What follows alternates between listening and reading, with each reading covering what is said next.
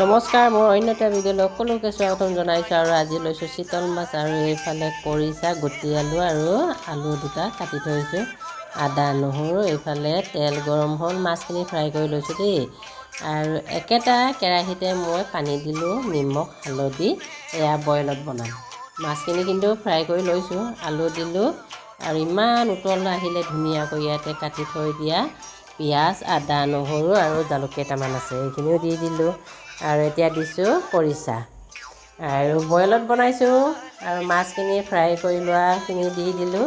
আৰু ইয়াতে মই মাছৰ মছলা এনেকৈ খুন্দি ৰেডি কৰি থৈছোঁ, তাৰে এচামুচ দি দিলোঁ।